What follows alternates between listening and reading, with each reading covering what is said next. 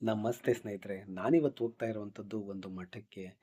ಈ ಒಂದು ಮಠನ ಚಿಕ್ಕಣ್ಣ ಸ್ವಾಮಿ ಬೆಟ್ಟ ಅಂತ ಕೂಡ ಕರೀತಾರೆ ಅಥವಾ ಅನ್ನದಾನಪ್ಪ ಸ್ವಾಮಿ ಮಠ ಅಂತ ಕೂಡ ಕರೀತಾರೆ.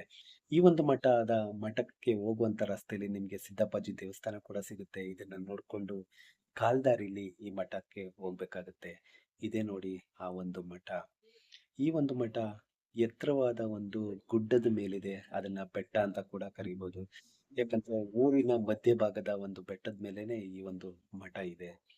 ಈ ಒಂದು ಮಠ ಇರುವಂತ ಜಾಗ ಚನ್ನಪಟ್ಟಣ ತಾಲೂಕಿನ ಮೆಣಸಿಗನಹಳ್ಳಿ ಮತ್ತೆ ಅರಳಾಳು ಸಂದ್ರ ಗ್ರಾಮಗಳ ನಡುವೆ ಈ ಒಂದು ಮಠ ನಮಗೆ ಕಾಣಸಿಗುತ್ತೆ.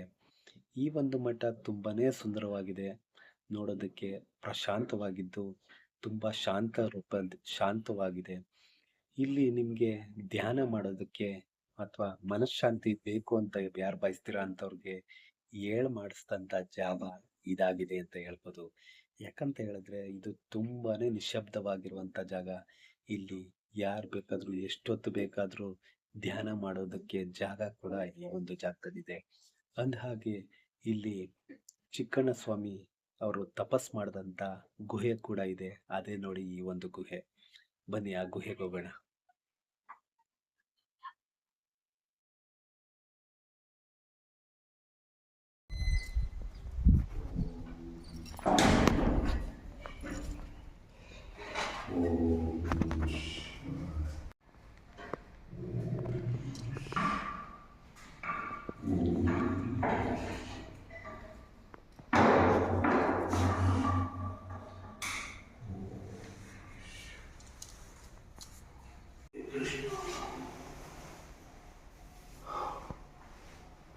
ಸದಾಶಿವ ಸ್ವಾಮಿಗಳು ಅಂತ ಅವರು ಚಿಕ್ಕಣ್ಣ ಸ್ವಾಮಿಗಳು ಅಂತ.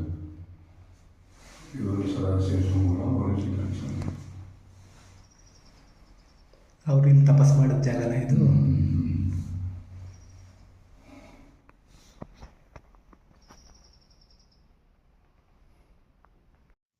ಇನ್ನು ಇಲ್ಲಿ ಚಿಕ್ಕಣ್ಣ ಸ್ವಾಮಿಯವರ ಶಿಷ್ಯರಾಗಿರ್ತಕ್ಕಂಥ ಅನ್ನದಾನಪ್ಪ ಸ್ವಾಮಿಯವರ ಗದ್ದುಗಿನ ಈ ಒಂದು ಜಾಗದಲ್ಲಿ ನೋಡ್ಬೋದು. ಇದೇ ಅವರು ಇರ್ತಕ್ಕಂಥ ಗದ್ದುಗೆ.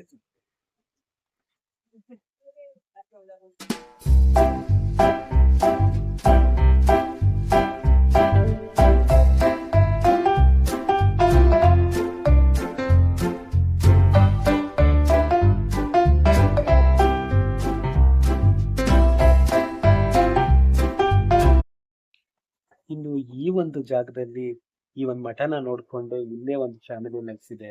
ಅವರು ಬಂದವ್ರನ್ನ ತುಂಬಾನೇ ಚೆನ್ನಾಗಿ ಮಾತಾಡಿಸ್ತಾರೆ ಮತ್ತೆ ಅನ್ನದಾನ ಕೂಡ ಮಾಡ್ತಾರೆ. ಇವರು ನಾವು ನೆಂಟರು ನಮ್ಮ ಮನೆಗೆ ಬಂದ್ರೆ ಯಾವ ರೀತಿ ಆತಿಥ್ಯ ಮಾಡ್ತೀವೋ ಆ ರೀತಿನೇ ಇವ್ರು ನಿಮ್ಗೆ ಆತಿಥ್ಯ ಮಾಡ್ತಾರೆ. ಅಷ್ಟು ಒಳ್ಳೆ ಜನರು ಈ ಒಂದು ಮಠದಲ್ಲಿ ಇದ್ದಾರೆ ಅಂತ ಹೇಳಕ್ ಇಷ್ಟಪಡ್ತೀನಿ. ನೀವೇನಾದ್ರೂ ಈ ಒಂದು ಜಾಗಕ್ಕೆ ಹೋಗಿದ್ರೆ ಕಾಮೆಂಟ್ ಮಾಡಿ ತಿಳಿಸಿ. ಇಲ್ಲ ಅಂತ ಹೇಳಿದ್ರೆ ಖಂಡಿತ ಈ ಒಂದು ಜಾಗಕ್ಕೆ ಒಂದ್ಸಲ ವಿಸಿಟ್ ಮಾಡಿ ಅಂತ ಹೇಳ್ತಾ ಈ ಒಂದು ವಿಡಿಯೋನ ಇಲ್ಲಿಗೆ ಮುಗಿಸ್ತಾ ಇದ್ದೀನಿ. ಸಿಗ್ತೀನಿ ನೆಕ್ಸ್ಟ್ ವಿಡಿಯೋದಲ್ಲಿ. Thank you.